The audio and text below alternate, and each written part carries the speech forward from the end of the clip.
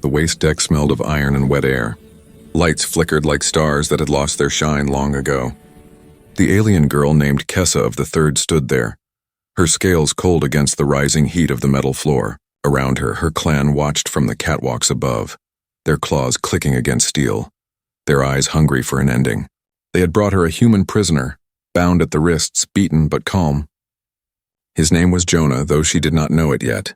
He knelt in silence, breathing steady, his chest rising and falling in that strange rhythm humans had, as if every breath was an act of quiet defiance. Kessa's heart pounded in her chest because this was her trial, her proof of loyalty to the clan.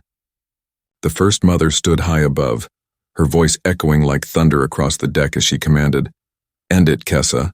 Show them your loyalty. A bite is mercy." Kessa hesitated. A single bite from her would stop his heart. Her venom was death to every living thing that was not of her kind.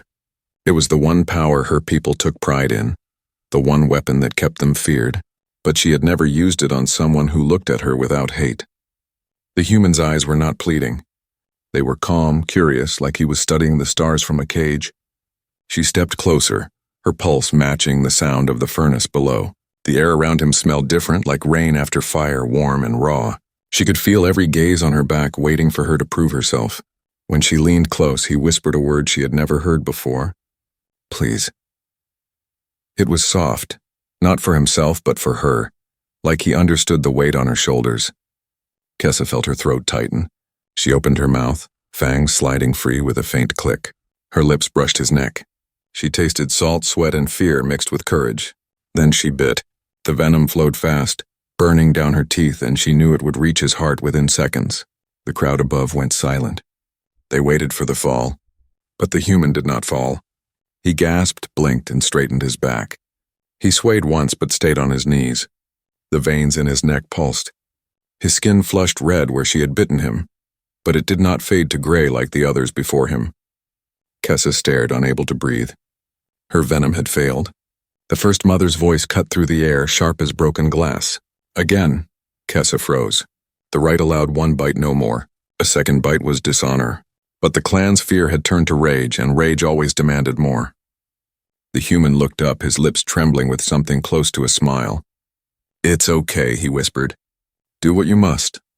His voice was hoarse but calm, like he was telling her not to be afraid. Something inside Kessa broke. She could not obey. She leaned closer, pretending to follow orders, and whispered so low no one else could hear. "Fall. Pretend to die." Jonah met her eyes for a single heartbeat and understood. He let his body go slack. He rolled to the side, hitting the metal with a hollow sound. The clan gasped as his head lolled to the side, his arms limp. The First Mother sighed, satisfied. "Take him to the chute. Waste to slag before the hour rings." The guards grabbed him by the ankles and dragged him toward the furnace chute, where broken machines and corpses went to be burned. Kessa walked behind, acting cold and silent. Every step was a struggle to hide her trembling hands. When they reached the chute, heat rolled up from below, thick enough to sting her eyes. The guards prepared to throw him in. She stopped them with a sharp hiss. "Wait, let me check the bite." One guard laughed. "Why, he is dead," Kessa glared. "If he is not, the First Mother will say I failed. Do you want her anger on your head?" The guard hesitated and stepped back. Kessa knelt beside Jonah. His chest still moved barely. His heart still beat. She placed her hand on his shoulder and leaned close, pretending to inspect him. Then, in one smooth motion, she pushed him sideways through a small maintenance hatch near the floor. He dropped into the shadows below, vanishing into the maze of vents that ran under the deck. The guards shouted, startled. Kessa spun on them, baring her fangs. "You saw me check." He slipped. "If you chase him, the heat will strip your shells." The guards cursed but stepped back. The First Mother's voice came through the speakers. "Seal the hatch. If he lives, he will burn in the vents." Kessa turned the wheel and locked it, pretending to obey. The others left to file their reports, leaving her alone with the sound of distant metal groaning. When the hall emptied, she knelt again beside the hatch. Her claws brushed the warm steel. She whispered through the vent, "If you live, move toward the cold." For a long moment there was nothing. Then came a soft scrape of metal and a voice rough as gravel. "I live," he said. "Name's Jonah." Kessa felt a strange wave of relief flood through her. She whispered back, "I am Kessa." and I do not know why my bite failed, but I think it will change everything." The words hung in the air like a promise neither of them understood yet, a spark waiting to become a fire. Somewhere below, the human crawled through the vents, and the first bond between predator and prey began to form, one that would reshape both their worlds before it was done. Secrets under steel. The vents below the waste deck were a maze of shadows and heat, filled with the hum of engines and the slow drip of condensation. Jonah crawled through the narrow pipes with his palms pressed against the metal, following the faint breeze that meant cooler air. Each breath hurt. His neck throbbed where the alien girl's bite had pierced him, but somehow he was alive. The poison burned through his veins like fire, yet something inside him fought back. Maybe it was luck. Maybe something in human blood that the aliens had never seen before. He didn't care why, only that he could still move. When he reached a place where the metal widened into a low tunnel, he collapsed and listened to the echo of footsteps above. He heard shouting, heavy boots, and the high hiss of alien voices arguing. They thought he was dead. That gave him time. He pressed his hand to the wound, feeling the strange heat pulsing under his skin, and smiled faintly. "Still here," he whispered to himself. Up above, Kessa walked through the halls of the outpost with her hood drawn low. Her people passed her with respectful nods, but she could feel suspicion in their eyes. They had seen the human survive the bite, and that made them uneasy. To them, venom was power. If a human could live through it, what else could they survive? She reached her small quarters, a narrow metal cell lined with tools and relics of her clan. She sat on the floor and opened the vent cover behind her bed, the one no one used. Warm air brushed her face. She leaned close and whispered, "Jonah, can you hear me?" At first there was only the sound of machinery, then a soft voice came back. "Yeah, I can hear you." His voice sounded rough but alive. Relief flooded her chest. "You are still breathing," she said softly. "Good, stay quiet. They think you are gone." He chuckled weakly. "You saved me, why?" She hesitated. "Because I bit you and you did not die. That means something. Maybe it means my people are wrong about yours." Over the next few days, their secret contact became a rhythm. While the clan worked, Kessa brought scraps of food and water to the vent, sliding them through the grates. Jonah stayed hidden in the maintenance tunnels, repairing broken fans or wiring with scavenged tools. He was a mechanic before he was captured, and his hands worked from memory. The machines listened to him like they understood. Kessa watched him through the narrow slits, amazed at how calm he remained even when the walls shook from distant drills. "You fix things that are not yours," she said once. He smiled through the grate. "Where I come from, fixing something is better than breaking it. Maybe that's why we keep getting into trouble with your kind." One evening, the clan gathered in the central chamber. Kessa stood in the back shadows as the First Mother addressed them. "The warlord comes soon. He will take the human specimens we captured. He will pay us in fuel and weapons. Our future depends on it." The crowd hissed with approval and Kessa's stomach turned. Human specimens. That meant Jonah was not the only one they had taken. Somewhere deep in the outpost, there were more humans waiting to be sold. Her claws dug into her palms. That night, when the corridors went dark and silent, she whispered through the vent again. "Jonah, there are more of you here. The warlord will come for them soon." His voice grew tight. "Where?" "Below the reactor decks in holding cages." "Then we have to get them out," he said without hesitation. Kessa frowned. "Escape is impossible. The airlocks are guarded, the ships are sealed." "Every lock has a key," Jonah said. "You just have to know where to look." They planned in whispers. Jonah drew a rough map on the dusty metal using a piece of wire, explaining how to reroute the air pressure to jam the guards' weapons. Kessa told him when the supply eclipse would come, a rare moment when the outpost's outer lights dimmed to recharge. That would be their window. In those quiet hours, Kessa learned what humans were really like. Jonah told her about the sound of rain hitting rooftops, about oceans so wide you could not see the other side, about laughter around a fire. She had never heard laughter like that. It felt like sunlight in a place that had only known rust. She told him about her world too, about the desert skies of her birth and the way her people taught children to handle venom before they learned to speak. By the end of the third night, something unspoken had grown between them, a fragile trust stronger than fear. Appeared at the corner, but she slipped into the shadows before he saw her face. Her heart thundered as she hid the crystal under a vent plate. That night she showed it to Jonah through the grate. He reached for it, their fingers brushing for the first time through the metal. His skin was warm, steady, human. "You're risking everything," he whispered. "So are you," she answered. When the eclipse came, the lights across the outpost dimmed until only emergency strips glowed along the floors. The shadows deepened and the hum of engines softened. Kessa lifted the vent grate and helped Jonah climb out, his movement slow but sure. For the first time, she saw him standing, tall and scarred, his eyes burning with life. "You really did survive my bite," she said quietly. "Guess I'm harder to kill than most," he said. Together, they moved down the corridor toward the lower decks, hearts pounding, footsteps silent.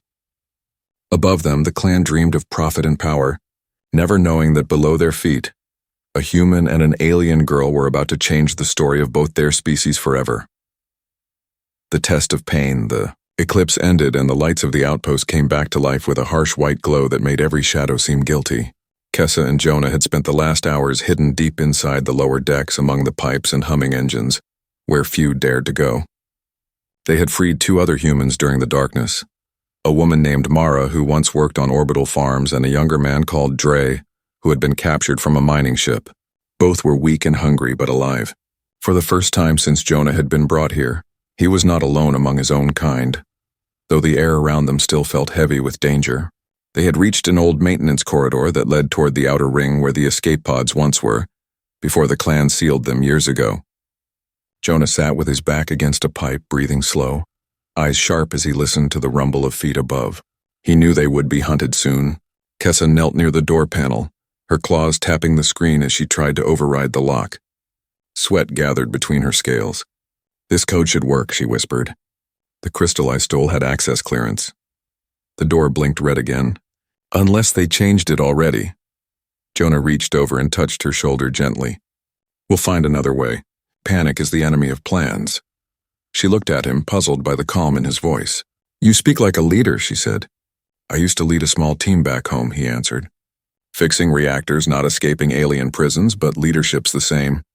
You keep everyone steady even when the world burns." Before she could reply, a siren wailed through the halls. A metallic voice filled the air. "Containment breach in Sector 6. All guards converge." Jonah swore under his breath. They had been found. Kessa turned to Mara and Dre. "Follow my lead. Do not fight unless you must." But the humans barely had time to nod before the corridor doors burst open and 6 guards stormed in, their armor glinting under the light, weapons raised. Farron led them, eyes locked on Kessa with betrayal sharp in his glare. "You," he hissed. "I knew you lied. You saved the human." Kessa stepped forward, blocking Jonah with her body. "They are under my protection," she said. Farron sneered. "Protection from what? From justice? The First Mother has ordered your trial, Kessa of the Third. You will answer for treason and the human will die before you watch." Jonah stood up beside her. He looked at the guards, then at Kessa. "If they want me, let them take me." "You can't fight all of them." Kessa's voice broke. "If they take you, they will make you an example." Jonah smiled faintly, the same calm that had carried him through the bite returning. "Then let's make it a good example." Before she could stop him, he stepped forward with his hands raised. The guard seized him, slamming him to the floor, dragging him toward the upper decks. Kessa tried to move, but Farron struck her across the face with the butt of his weapon, sending her sprawling. "You will watch what loyalty costs," he said, and motioned for his soldiers to drag her after the human. They brought them to the central chamber where the clan had gathered once before to see blood spilled. The First Mother sat high above, her eyes cold and bright as knives. "The human lives through venom," she said. "Let us see if he lives through pain." The guards threw Jonah to the ground and unshackled his shirt, revealing the scarred mark of the bite. The crowd murmured, hissing words of fear and awe. The First Mother gestured. "Bring the trial venom." Farron approached with a vial of black liquid that shimmered like oil. This venom was different, refined, distilled from the strongest fangs, meant to kill anything that breathed. Kessa struggled against her restraints. "No, this is wrong," she shouted. He did nothing. The First Mother ignored her. "He survived once. We will see if that was luck." She turned to Jonah. "If you live again, human, you may speak before you die." Jonah lifted his head slowly, meeting her gaze. "If I live again," he said, voice steady, "you'll have to start asking what's wrong with your poison instead of what's right with me." A ripple of laughter, nervous and uncertain, passed through the crowd. Varen knelt and pressed the needle of venom into Jonah's neck. Kessa closed her eyes, unable to watch. The venom hit his bloodstream like fire. Jonah gritted his teeth, every muscle in his body locking in place. The crowd leaned forward, waiting for him to fall, but the seconds dragged on. He gasped, his body trembling, sweat pouring down his face, yet he did not collapse. His heart kept beating. His eyes stayed open. A low whisper spread through the crowd. Some began to step back. The first mother's face darkened with anger. "Impossible," she hissed. "He should be dead." Jonah coughed and forced a smile. "Guess humans are harder to kill than you thought." He tried to stand, fell to one knee, then rose again, his breath ragged but alive. The moment broke the crowd. Fear replaced loyalty. Some began muttering that the old faith was dying, that the venom had lost its power. Varen turned on Kessa. "You did this," he said. "You cursed us with your weakness." He raised his weapon to strike, but Kessa lunged forward, breaking her restraints with a sudden twist of strength born of fury. She slammed into him, her claws scraping across his armor. The room erupted into chaos. Guards moved to intervene, but Jonah grabbed one of their shock batons and swung wildly, hitting the lights. Sparks showered down. The crowd screamed as darkness filled the chamber. In the confusion, Kessa grabbed Jonah's arm and pulled him toward the lower exit. They stumbled through smoke and shouting until they reached the vent tunnels again. When they finally stopped, both were shaking. Jonah leaned against the wall, breathing hard. "You risked everything again," he said. "Why?" Kessa met his eyes. "Because your fire and flood the outpost burned with confusion as alarms wailed across every level. Smoke filled the vents and red light pulsed through the corridors like a heartbeat. Kessa and Jonah stumbled through the lower passageways, their lungs raw from the thick air. Behind them came the sound of armored boots and the metallic growl of machines powering up. The clan was in chaos, but chaos was not safety. Kessa pressed a clawed hand to the wall, listening to the vibration of distant movement. "They are sealing the exits," she said. Jonah wiped blood from his mouth and forced a nod. "Then we go where they can't." He pointed to the floor where a narrow maintenance grate lay hidden beneath a pile of rusted cables. Together they pried it open and slipped inside the shaft just before a patrol stormed past. The shaft was narrow, barely wide enough for both of them to crawl side by side, and the heat pressed down like a furnace. Jonah led the way, dragging himself forward on his elbows, his voice a whisper behind the noise of engines. "They won't give up. You saw their faces. They're afraid now." Kessa followed close, her tail brushing his leg. "Fear changes everything," she said. "It makes fools into monsters and monsters into heroes. My people will not rest until they have your blood." He turned his head enough to meet her eyes in the gloom. "Then they'll have to catch me first." They crawled for what felt like hours until the shaft opened into a wide chamber filled with humming generators and thick streams of steam. It was part of the outpost power grid, a place few went because the air shimmered with heat and radiation warnings blinked on the walls. Jonah took a deep breath, coughing hard but smiling through the pain. "Perfect," he said. "No one will look for us here." Kessa looked at him with disbelief. "You think this place safe?" He grinned faintly. "Safe enough to plan." She watched him tear open a control panel with bare hands and start pulling wires aside. The speed of his mind amazed her. He spoke to machines like they were living things, coaxing them to reveal their secrets. She had grown up believing humans were weak creatures of flesh and fear. But this one carried a strength that came from somewhere deeper, something she could not name. The cost of mercy. The warlord's fleet arrived without warning, darkening the sky above the outpost like a storm of iron and flame. The first blasts from his ship struck the docking ring with thunder that shook every deck and sent showers of sparks through the corridors. Alarms screamed and lights flickered as the clan scrambled to defend their stronghold. Kessa and Jonah were still in the lower levels when the first impact came, throwing them both against the wall. Pipes burst above them, pouring scalding steam into the air. Jonah dragged Kessa out of the haze, coughing hard as heat washed over them. "He is early," she said, her voice hoarse. The first mother called him to trade, not to destroy. Jonah steadied her and looked up through a shattered vent where the red glow of fire licked the sky. Maybe he decided to take what he wants instead of paying for it.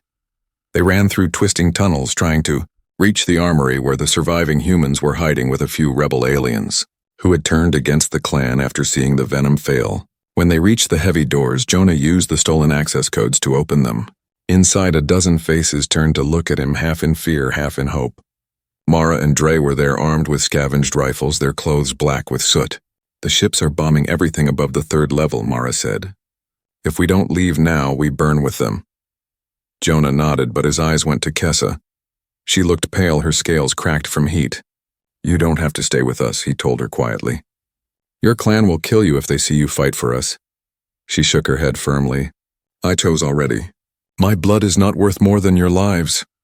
They armed themselves quickly, taking what little ammunition the armory held. The plan was simple but desperate. The only remaining transport was an old freighter docked in the outer ring, half damaged by the bombardment. To reach it, they had to cross the open bridge above the reactor vents. Jonah led the way, moving with purpose, though every step felt like a countdown.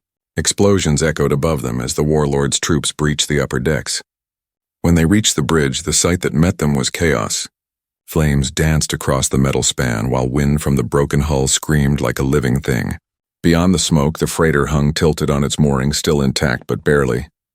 As they crossed the bridge, a group of armored soldiers appeared at the far end, their weapons glowing. Jonah shouted for everyone to take cover behind the support beams. The first volley of plasma fire scorched the railing, sending molten sparks flying. Kessa pressed her back to the metal and hissed in pain as a bolt grazed her shoulder. She turned to Jonah. "We cannot hold them." He nodded grimly and pulled a small explosive charge from his belt. "We don't need to. We just need a distraction." He set the charge on the floor and motioned for the others to run while he stayed behind to trigger it. Kessa caught his arm. "You will die if you stay," he smiled faintly. "Someone has to make sure they don't follow you." She stared at him, eyes wide with something like anger and fear mixed together. "You humans are mad." "Maybe," he said, "but it keeps us alive." Before she could argue, he pushed her toward the others and turned back to face the soldiers. They advanced cautiously, their leader shouting orders over the wind. Jonah waited until they were close enough, then hit the trigger. The explosion tore through the bridge in a wave of fire and pressure, hurling metal and bodies into the abyss. Jonah was thrown against a wall, his vision fading as heat and noise filled his head. When he woke, he was lying near the broken end of the bridge, the world spinning around him. Kessa was there, pulling him to his feet, her hands shaking. "You fool," she said, her voice raw. "I told you not to die." He coughed and smiled weakly. "I'm still here." Together, they limped across the final stretch to the freighter where the others waited. Inside the ship, everything smelled of smoke and fuel. Mara worked to power up the engines while Dre checked the navigation controls. Jonah collapsed into the co-pilot's seat, barely conscious. Through the cracked viewport, he saw the warlord's flagship descending, a massive shadow with rows of glowing eyes. "We won't outrun him," he said. Kessa leaned over the console, typing commands into the alien interface. "Then we make him chase us somewhere he cannot win." She plotted a course toward the planet's storm belt, a region of violent lightning that could scramble sensors and melt weaker hulls. The freighter roared to life, shaking apart the dock as it launched into the burning sky.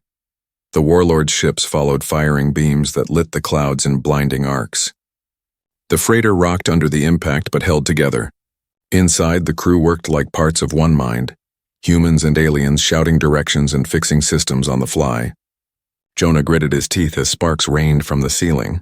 "Hold it together," he muttered, hitting the controls with his fist when they jammed. Kessa stood beside him, eyes locked on the storm ahead. "We enter the belt in 30 seconds, she said. "Once inside, he cannot see us." Lightning flashed outside, turning the world white. The ship dove into the chaos, surrounded by electric fire that made the hull scream. For a moment, it felt like flying through the heart of a star. Then silence. The radar went dark. They were hidden in the storm, but the ship was dying. Systems failed one by one until only emergency lights glowed red across the cabin. "We lost the main engine," Mara said. "We'll crash if we don't land soon." Jonah looked at the readings and pointed toward a small moon visible through the clouds. "There," he said. "It has atmosphere. Maybe water." They guided the freighter down, fighting gravity and lightning until it hit the surface in a grinding crash that threw everyone forward. When the dust settled, they were alive, but the ship was finished. As the others checked the damage, Kessa noticed a faint signal flashing on the screen, a transmission repeating on the warlord's frequency. She opened it and froze. The message was simple: the bioweapon is ready. Human immunity test begins soon. She turned to Jonah, her voice shaking. "He means to destroy your kind. The venom that failed on you has been changed. It will kill all humans now. Jonah stared at the message, then at her. Then we stop him, he said quietly. No matter what it costs. Kessa looked out at the storm still raging above the barren land. Her sister had once served under the warlord before being sent to this outpost. If she still lived, she might know where the weapon was kept. Kessa felt the old pain twist inside her. There is one who can lead us to him, she said softly. But to find her, we must give up what little we have left. Jonah nodded slowly.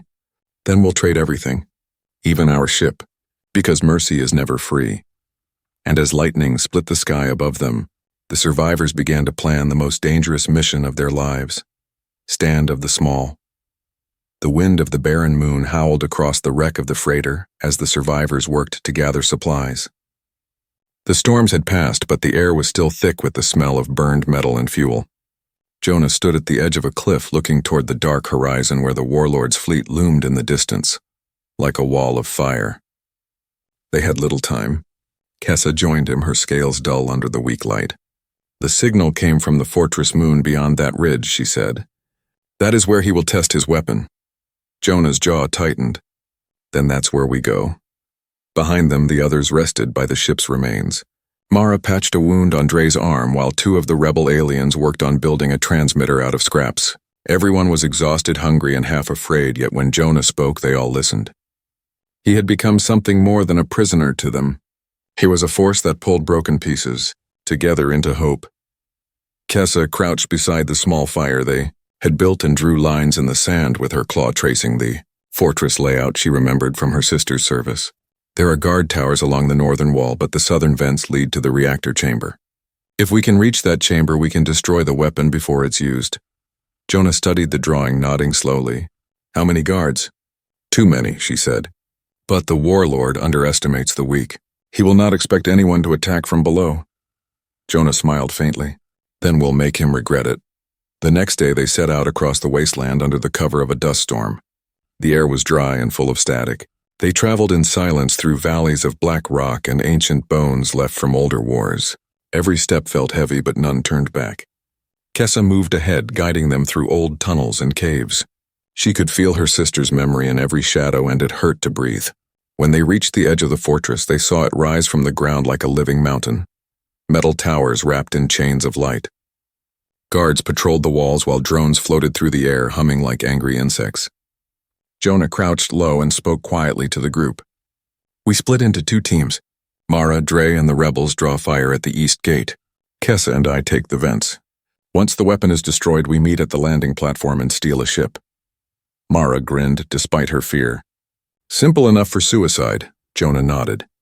We've survived worse. They waited until night when the fortress lights dimmed for shift change. The storm outside covered their movements as they crept toward the southern side. The vents were old and half buried in dust. Jonah pried one open using a broken wrench and motioned for Kessa to follow. The air inside was hot and dry, smelling of rust and ozone. They moved through the tunnels quietly, listening to the hum of machines above. Kessa's mind wandered to her sister. The last message she had ever sent spoke of regret and duty. If she was still alive, she would be near the weapon lab. Kessa whispered a silent prayer to the forgotten gods of her world. When they reached the reactor chamber, the air shimmered with heat. Huge cylinders pulsed with blue energy, and in the center stood a glass dome containing a swirling cloud of silver mist. Jonah stared at it with disbelief. That's the bioweapon. Kessa nodded grimly. It is venom made to think. It learns from the blood it touches. Jonah clenched his fists. Then we'll teach it fear. They moved toward the control panel, but before they could act, a voice echoed through the room. Kessa of the third. The last bite, the first handshake from the shadows, stepped Kessa's sister, Lyra of the second, her armor scorched and her eyes pale with sorrow. She looked older than Kessa remembered, her once bright scales dulled by years of war and command. Behind her stood two guards with plasma spears, though their posture showed hesitation, not loyalty. Lyra raised a claw and the guard stepped back. Little sister, she said softly, her voice echoing in the vast heat of the reactor chamber. I warned you not to fight the current. Now it will drown you. Kessa's throat tightened as old memories flickered through her mind. The day Lyra left to serve the warlord. The day she promised she would return once their people were free. You serve him now, Kessa said. You serve a tyrant who poisons worlds. Lyra's eyes dimmed. I serve survival. You cannot imagine what he can do. His venom will erase the human race and leave the rest of us safe. Jonah stepped forward, his face pale but calm. Safe? There's no safety in genocide. You think he'll stop with humans? He'll come for you next. He'll come for everyone who dares to question him. Lyra turned to him with a mixture of curiosity and disgust. You are the one who survived the bite. The human whose blood resists our poison. Jonah nodded. Guess I'm hard to kill. Her expression hardened. Then you are the flaw he must erase. He says your kind must be wiped clean so the future can be rebuilt. Kessa's hand trembled at her side. Sister, listen to me. We can destroy the weapon before it is used. Help us. Lyra hesitated, her jaw tightening, torn between the loyalty she had sworn and the family she had lost. Jonah stepped closer, his voice steady, carrying that quiet strength that had saved them more than once. You know she's right. You've seen what he does. If you help him now, there'll be no one left to stop him later. For a long moment, no one moved. Then Lyra exhaled slowly. The control codes are in my armor. If I give them to you, he will hunt me to the ends of the galaxy. Kessa reached out and gripped her sister's hand. Then we run together. But before she could speak again, the alarms blared and the heavy doors of the chamber opened with a roar. The warlord himself stepped through, a towering figure of black armor and coiling cables, his face hidden behind a glass mask that glowed with sickly green light. His voice was deep and cold as space. Run where, traitors? There is no corner of this galaxy where my venom will not reach. He raised a weapon shaped like a clawed staff, and the air around him shimmered with static. Jonah pushed Kessa and Lyra behind a console and shouted, Get to the reactor! I'll hold him. The warlord laughed, a sound like grinding metal. You think you can stop me, human? You are nothing. Jonah looked back at Kessa and smiled faintly. Maybe, but I'm enough for now. He ran forward, grabbing a loose cable from the floor and swinging it like a whip. Sparks flew as it struck the warlord's chest, barely slowing him. The warlord slammed his weapon down, sending a shockwave that hurled Jonah across the room. Kessa screamed and darted forward, leaping onto a control scaffold to reach the reactor dome.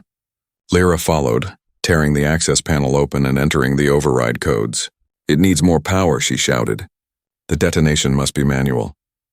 Jonah struggled to his feet, his vision blurring, blood on his lips. He saw the reactor pulsing brighter and knew what she meant. Someone had to stay behind to trigger it. Kessa looked at him from above, her eyes wide with fear. No, she said. You cannot. He smiled, tired but certain. I've survived everything else. Maybe it's time I stopped running. The warlord advanced again, his armor cracking the floor with every step. Lyra turned to her sister. Take him and go. I will finish it. Kessa shook her head fiercely. No more sacrifices. We end this together.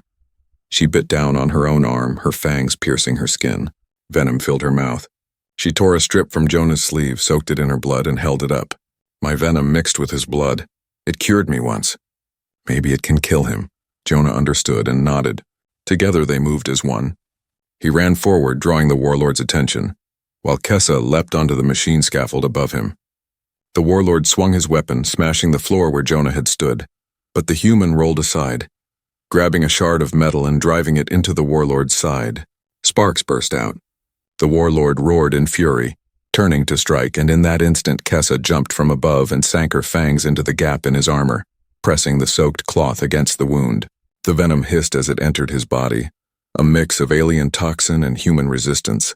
The warlord screamed, his armor splitting apart as the poison spread through his veins. He staggered back, reaching toward the reactor dome, but his strength failed. His voice cracked. You cannot end me. Then he fell, the light fading from his mask. The floor shook as the reactor began to overload. Lyra shouted from the console, It's collapsing! We have seconds. Jonah grabbed Kessa's hand. We go now! They ran through the collapsing corridors, fire and smoke chasing them as the fortress came apart. Behind them, Lyra stayed at the controls, her face calm at last. Run, little sister, she whispered as the chamber filled with light. The explosion consumed the fortress in a wave of blue fire that spread across the moon's surface, erasing the weapon forever. When Jonah and Kessa emerged from the tunnels, the night sky was bright with the burning remains of the warlord's fleet. The storm winds carried the ash away into the stars. They stood side by side, covered in dust and blood, breathing the first clean air they had known in months. Kessa looked at him, her voice quiet but steady.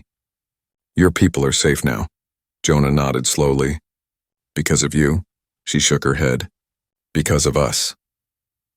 Days later, as survivors from both species gathered at the crash site, they built a small camp of steel and canvas. Humans and aliens worked together, sharing tools and food, their old fear replaced by cautious trust. Kessa sat by the fire, her sister's broken emblem in her hand. Jonah joined her, carrying a piece of metal engraved with the symbol of the warlord's fallen fleet. We should bury these, he said. She looked at the emblem and nodded. Not as trophies, she said. As reminders. Together they buried them beneath a mound of sand. As dawn rose over the barren moon, the survivors gathered. Jonah stood before them, his voice carrying over the wind.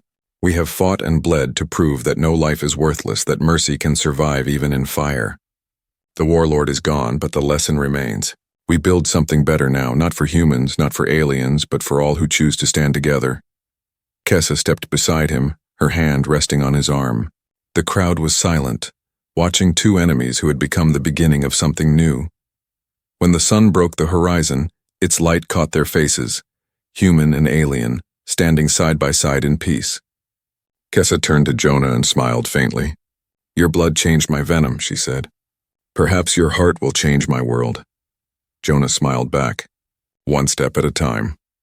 And so it began, the first alliance between their kinds born not from conquest but from the courage of two beings who refused to let fear define them. The bite that once meant death had become the promise of life, and the galaxy, for the first time in 1,000 years, began to heal.